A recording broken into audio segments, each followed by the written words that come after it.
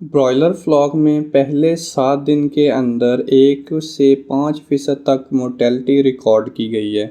Brooding के दौरान chicks बहुत मरते हैं। हम समझते हैं कि ये एक नॉर्मल चीज़ है, लेकिन ये एक नॉर्मल चीज़ नहीं है। अगर आपकी जो मोर्टेलिटी है वो बहुत ज़्यादा शूट कर गई है पहले 7 दिन के अंदर, तो आपके लिए ये सिचुएशन एक अलार्मिंग सिचुएशन है।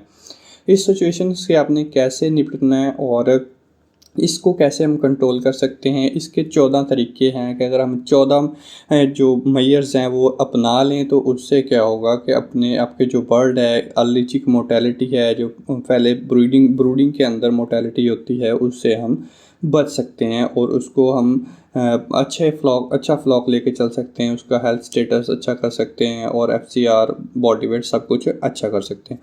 तो पहली चीज़ जो आती है वो अपने चेक करनी होती है, वो है हेल्थ स्टेटस।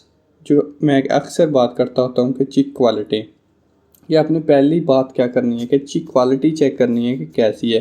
आया कि उसके अंदर कोई माइकोप्लाज्मा बैक्टीरिया वगैरह तो नहीं है, साल्मोनेला तो नहीं है, साल्मोनेला अफेक्टेड फ्लॉक से तो नहीं आ रहा। आपने ये चेक करना है कि जो इसके पेरेंट ब्रीडर हैं वो कहाँ पे रखे हुए हैं उन्होंने, और उसके अंदर जो मोर्टेलिटी है वो कितनी हो रही है और उनकी प्रोडक्शन कितनी है, और उनके जो एग्स हैं उनके अंदर साल्मोनेला वगैरह तो नहीं है।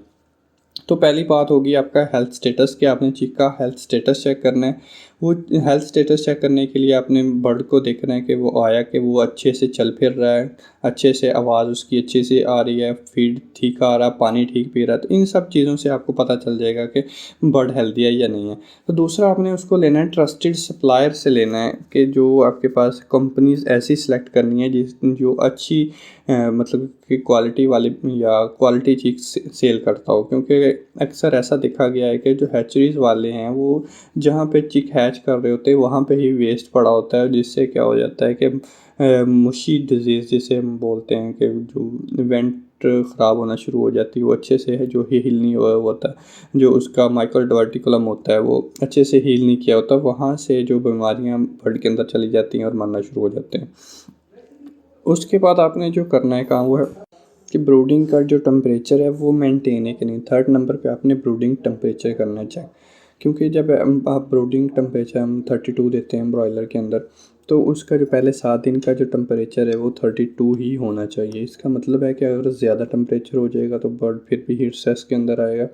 छोटा जो चूज़ा होता है उसके अंदर हीट स्ट्रेस का ऐसा कोई इशू नहीं होता, लेकिन फिर भी आपने उसको ज़्यादा आपने टेम्परेचर से बचाना है। उससे आपकी कॉस्ट जो होगी वो इंक्रीज़ हो जाएगी और जो फीड इनटेक होगा वो कम हो जाएगा, जिससे क्या होगा कि बर्ड जो है वेट गेन नहीं करेगा अगर ज़्यादा टेम्परेचर हो जाएगा। अगर कम टेम्परेचर हो जाएगा तो वो हर्डलिंग करना शुरू हो जाएंगे, जो चूज़े हैं वो आपस में मिल के बैठना शुरू हो जाएंगे, इकट्ठे होना शुरू हो जाएंगे, जिससे सफोकेशन हो सकती है या एक दूसरे के ऊपर चढ़ जाते हैं, तो इससे जो मोर्टेलिटी हो सकती है।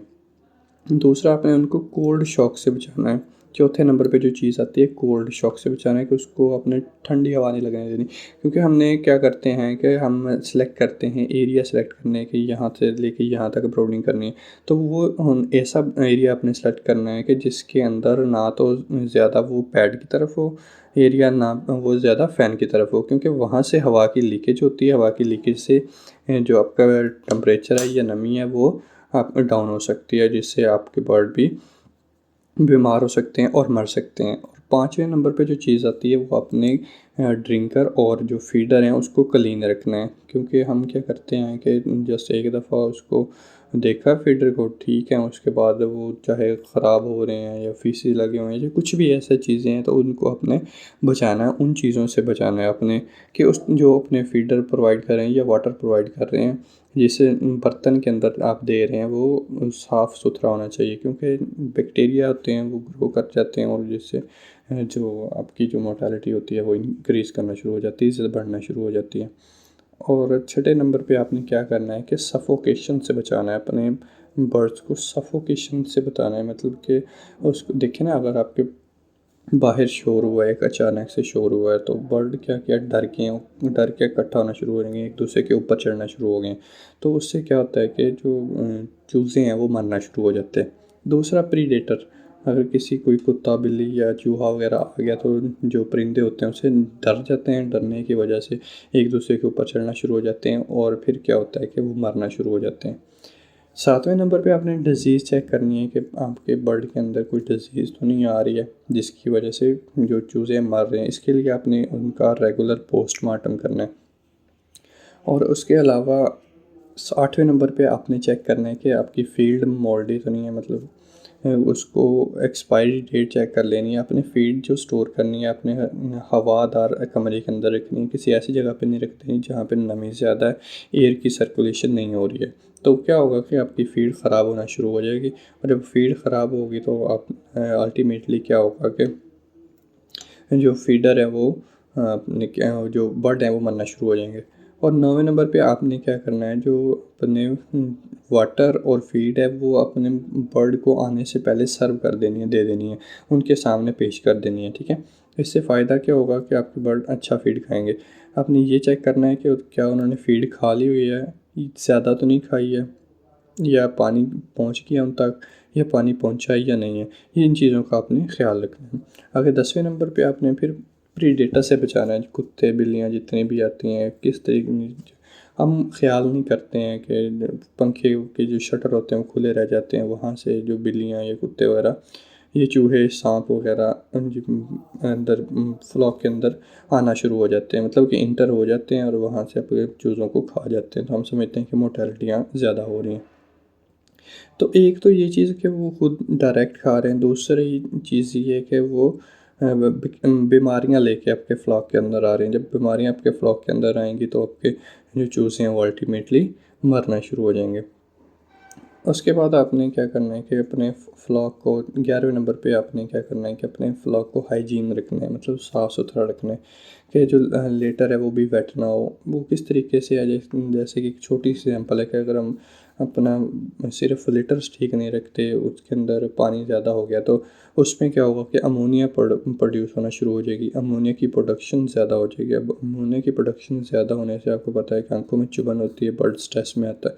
जैसे बर्ड स्ट्रेस में आएगा तो वो क्या करेगा, फीड इनटेक जो है उसका सबसे पहले जो असर आता है वो फीड इनटेक पे आता है कि उसने सबसे पहले जो फीड इनटेक है वो कम हो जाएगा। उसके बाद आपने सफिशेंट फीड देनी है, वाटर देना है, ये चेक कर लेना है कि वो जो वाटर दे रहे हैं वो उसका टेम्परेचर कितना है, और जो फीड दे रहे हैं वो किस क्वालिटी की है, उसके अंदर ज़्यादा साल्ट तो नहीं है। ये सारी चीज़ें आपने चेक करते रहना है। और उसके बाद एंड पे जो 13वें नंबर पे बात आती है वो अपने वैक्सीन और मेडिकेशन है कि उसको आपने प्रॉपर फॉलो करना है। प्रॉपर आपने अपने इलाके के हिसाब से, अपने एरिया के हिसाब से अपने वैक्सीन शेड्यूल आपने बनवा लेना है और उसको फॉलो करना है, अपने मेडिकेशन करते रहना है। और एंड पे जो है ना वो सबसे इम्पोर्टेंट चीज़ है वो वेट होता है कि आया कि आपके फार्म के ऊपर कोई डॉक्टर आता है कि नहीं है। तो उसके लिए आपने रेगुलर चेकअप के लिए अपने किसी डॉक्टर को बुलाते रहना है, ठीक है, ताकि वो आपके जो बर्ड हैं उनकी हेल्थ स्टेटस सारा कुछ चेक करके आपके लिए मेडिसिन रिकमेंड कर सके और आपके फ्लॉक को हेल्दी रख सके। तो अगर आपको मेरी वीडियो अच्छी लगी है तो अल्लाह हाफिज़। मेरे चैनल और को सब्सक्राइब करना मत भूलिएगा। अल्लाह हाफिज़।